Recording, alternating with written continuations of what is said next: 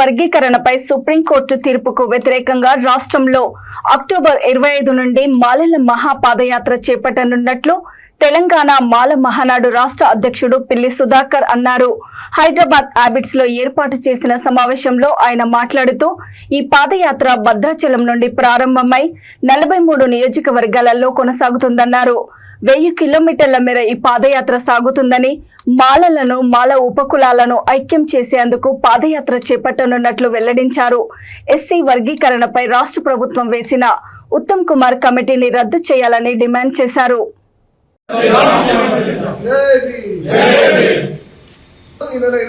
December 1 వరకు జరిగే మాలల మహాపాదయాత్రను విజయవంతం చేద్దాం. మాలల మహాపాదయాత్రను విజయవంతం చేద్దాం.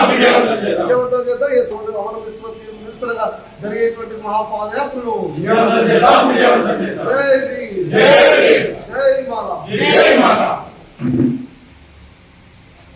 జై తెలంగాణ రాష్ట్ర అధ్యక్షుడు జాతీయ మాల మహానాడు.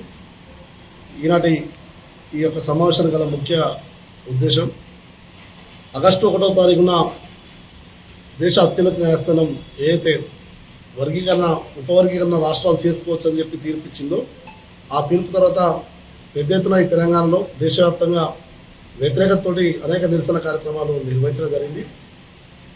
అయినప్పటికీ కూడా ఈ తెలంగాణ రాష్ట్ర ప్రభుత్వం ముందుకు వేసి వర్గీకరణ మీద ఉప కమిటీ అంటే మంత్రివర్గ ఉపసంఘ కమిటీ కూడా వేయడం జరిగింది.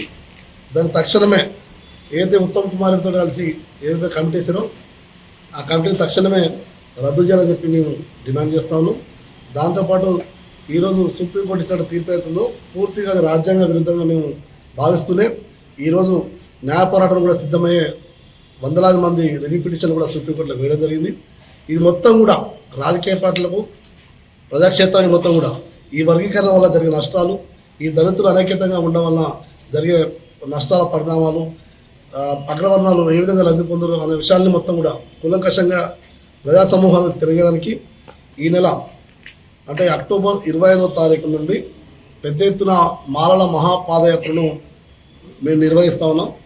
ఈ యొక్క మాలల మహాపాదయాత్ర భద్రాచలం నుండి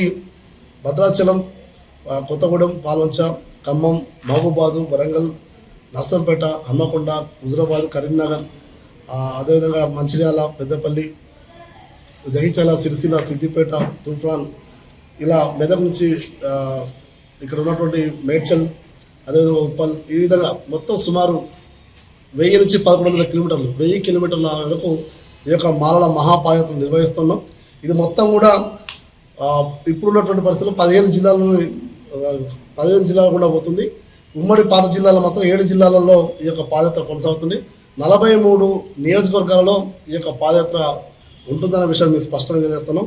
ఈరోజు సుప్రీంకోర్టు ఇచ్చినటువంటి తీర్పు వ్యతిరేకంగా ఎస్సీ వర్గీకరణకు రాష్ట్ర కేంద్ర ప్రభుత్వాలు తక్షణమే చేసేటువంటి ప్రయత్నాలు విరమించుకోవాలని చెప్పి ఈ ప్రధాన డిమాండ్ తోటి ఈ యొక్క యాత్ర చేపడుతున్నాం. కాబట్టి ప్రజలు, ప్రజాస్వామికవాదులు, మేధావులు, రాజకీయ పార్టీలు, అంబేద్కర్ వాదులు అందరూ కూడా ఈ యొక్క పాదయాత్రకు సంపూర్ణ మద్దతు తెలియజేయాలని కోరుకుంటూ, నిన్న మీడియా సమావేశంలో సోదరుడు అన్న కృష్ణమాది గారు మాట్లాడుతూ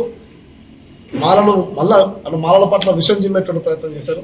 రేవంత్ రెడ్డి సర్కారు తిట్టుకుంటూ వర్గీకరణ చేయకుండా ఉద్యోగాలు ఎట్లా ఫుల్ఫిల్ చేస్తారని చెప్పి మాట్లాడడం జరిగింది. మేము అంటున్నాం, సుప్రీంకోర్టు తీర్పు ఇచ్చిన తర్వాత మీరు ఇలాంటి మాటలు మాట్లాడడం సభ్యం కాదు. ఎందుకంటే మీరు రాజ్యాంగపరంగా పోవాలన్నప్పుడు రాజ్యాంగపరంగా పోవాలి. ప్రభుత్వం గతంలోనే అనేక ఉద్యోగాలు ఏర్పాటు చేయడం జరిగింది. అది ఇప్పటికే ఎగ్జామ్స్ రాసి రిజల్ట్స్ వచ్చి ఉన్నాయి కాబట్టి వారు ఇచ్చుకున్నారు. మేమేమంటున్నాం, ఇది రాజ్యాంగ విరుద్ధమైనటువంటి వర్గీకరణ అంశాన్ని అందరికీ